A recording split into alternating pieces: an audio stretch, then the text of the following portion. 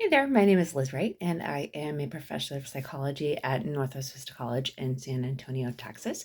This video is part of a series of videos from my child psychology fully online class. So if you're in the class, then these videos are for y'all. If you're not in the class and this is something that interests you, then feel free to watch all the other videos in this series or come take my class.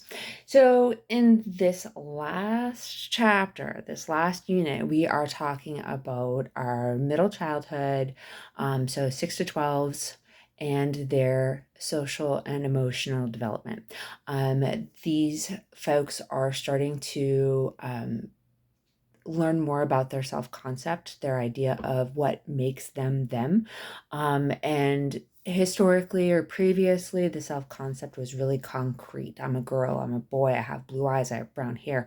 And at this point, as their cognition is changing, they're capable of saying or recognizing things like, I'm funny, I'm a good friend, am good at basketball. So they start using a lot of social comparison to look around and look at themselves and go like, so, am I good at spelling? Well, everybody else is here and I'm here, so it appears that I'm good at spelling. So that might become part of my self-concept. So we do start to see that self-esteem.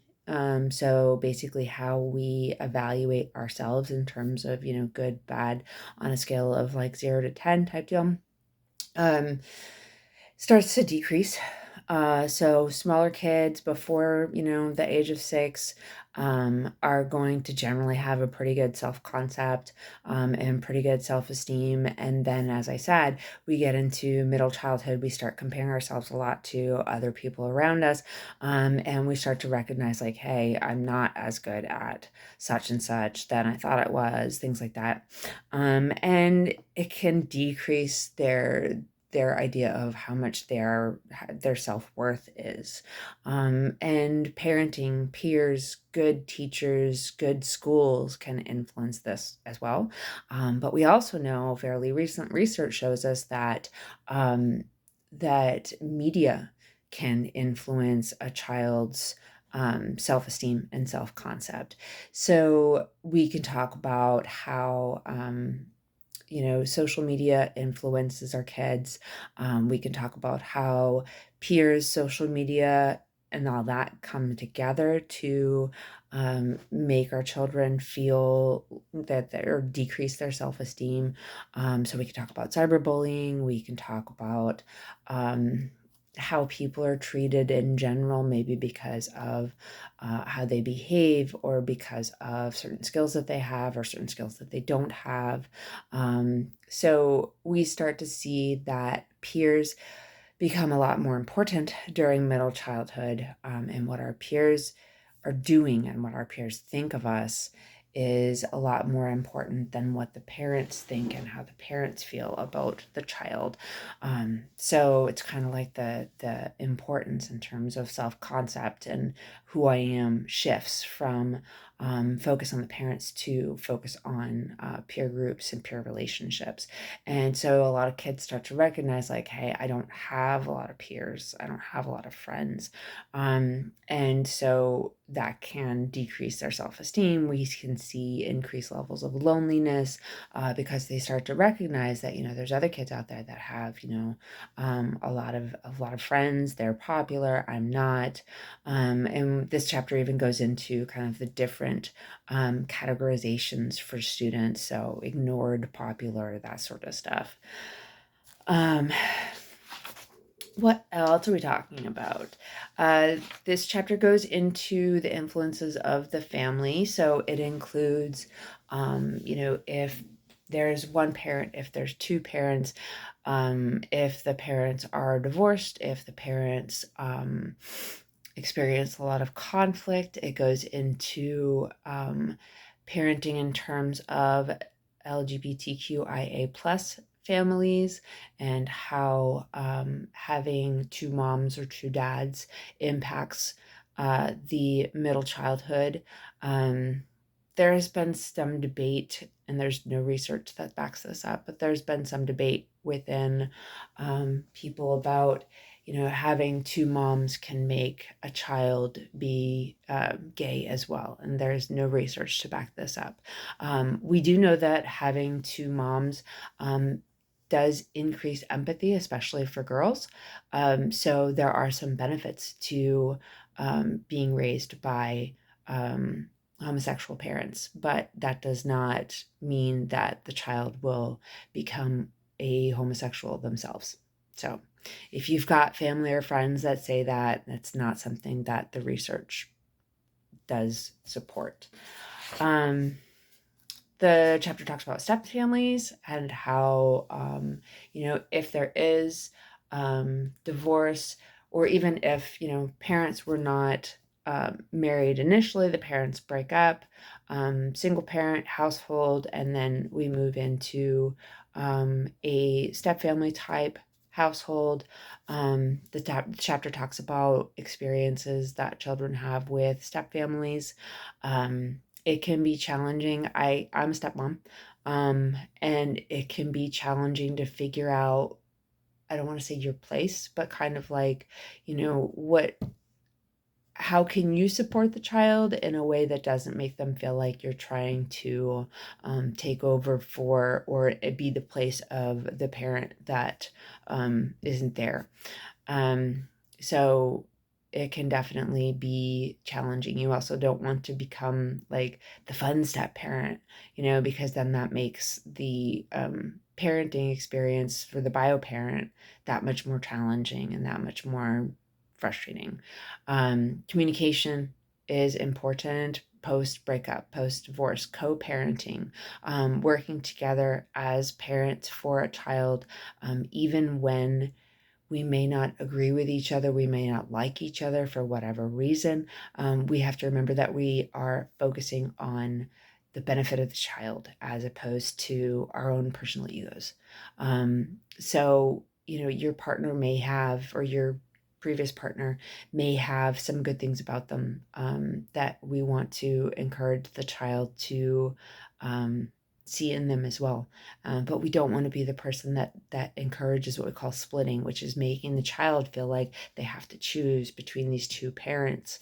And I've talked to some people that come from families of divorce, and they say, both of my parents badmouthed each other, and I never knew like who to stick up for. But then as I got older, I started to realize that like both of them were being pretty crappy and being this, rude about each other towards me, and it's like they were trying to bring me over to their side as opposed to encouraging me to have a relationship with both of my parents.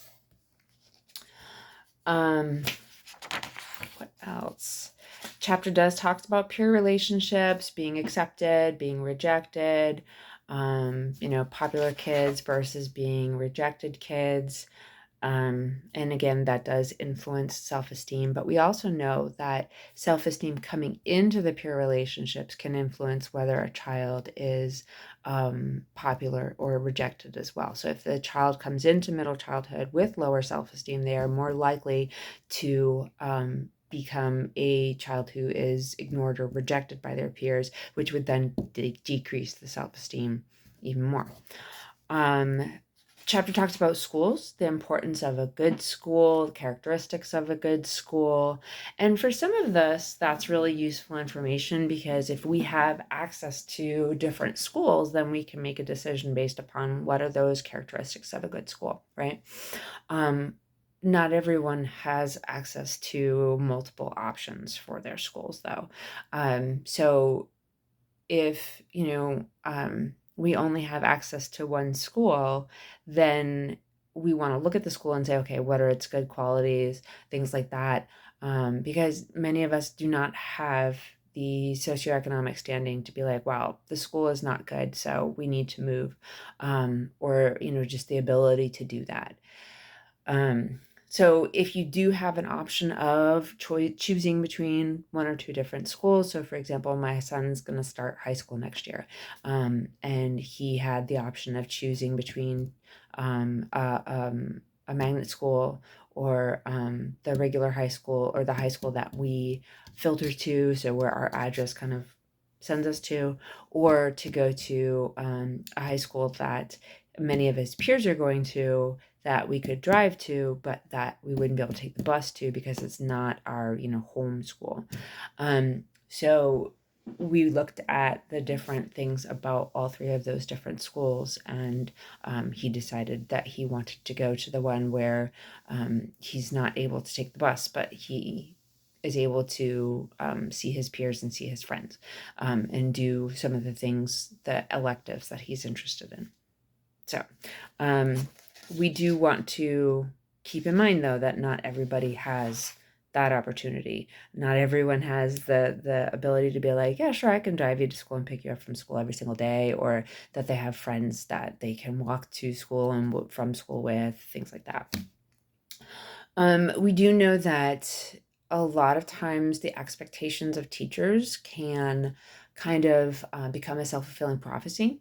So, for example, if the teacher has unintentional biases, and displays them in class, and shows that they believe that boys are smarter than girls in math, then that can cause a self-fulfilling prophecy where the girls then get lower grades than the boys in math, which then reinforces what the teacher thinks, but also part of it is because this is what the teacher has told the girls. So it's important for us, if we're going to become teachers, to recognize and take some time to work on any sort of biases that we have, any sort of ideas that we have about ability, and really try our best to make sure that we are treating children equally, and that we're not, thinking to ourselves, well, they are boys, so they're better at science or something like that. And we do see that in certain classrooms, there will be examples of sexism. And when we get into middle school, and sometimes in elementary school as well, but when we get into middle school, we might see examples of sexual harassment as boys and girls start to develop. There may be some, hyper focus on the physical development characteristics. And so, there might be comments from others about how a person is developing, and there might be behaviors that would be considered sexual harassment. And it's interesting because sometimes people will say, well, that's middle school. And I'm like, yeah, but hold on, it's still sexual harassment. You know what I mean? Like, we heard about a student who got pantsed. So they came, someone else came over and pulled their pants down. In the process of pulling down their pants, they also pulled down their underwear, and this child flashed other people. And that's considered sexual harassment because this person was touched and didn't want to be touched. So it's not so much that, like, oh, kids will be kids, but like, no, that's kind of a big deal. And especially if you're the person that happened to, like, can you imagine being that person? So we want to really think about our ideas of, like, teens will be teens and what is middle school, because for real, like, that's sexual harassment. That's the technical definition of it right there. Hi. And we need to teach our kids, like, not appropriate, sexual harassment. You do this as an adult, then you're going to get arrested, or you could get arrested. You could get charges against you, and potentially serve jail time. So what else? This chapter does go into some of the diagnoses that we see more often in middle school and early adolescence. So, for example, we are seeing more of our 10, 11, 12-year-olds being diagnosed with depression, being diagnosed with anxiety, being diagnosed with conduct disorders. And so these are things that, if you're going to work with this age group, you want to learn about the research behind it. You want to learn about the treatment strategies, focusing specifically on 6 to 12, and what's going on with them biologically, socially, and how that can kind of create this, I don't want to say perfect storm for the development of depression. I think also too, and the book doesn't mention it, but that the experience that a lot of these kids had during the pandemic of isolation, of online schooling, and being away from friends, peers, could definitely negatively impact or definitely impact the development of depression symptoms. And we can also talk about social media. We know that as social media use increases, depression symptoms increase, as well as do anxiety symptoms. So there's not just one or two things that we would look at if one of our 10, 11, 12 year olds was experiencing symptoms of depression. But there's lots of different things that we can look at. Okay, so that's just some of middle childhood, the start to adolescence or pre-adolescence. We do see biologically a lot of our kids are starting to develop earlier. So it's almost like we might want to think about, adolescence moving into like moving back to like 12 and putting middle childhood from 6 to 10, something like that, simply because of the fact, like I said, a lot of these kids are maturing a lot earlier biologically, not cognitively.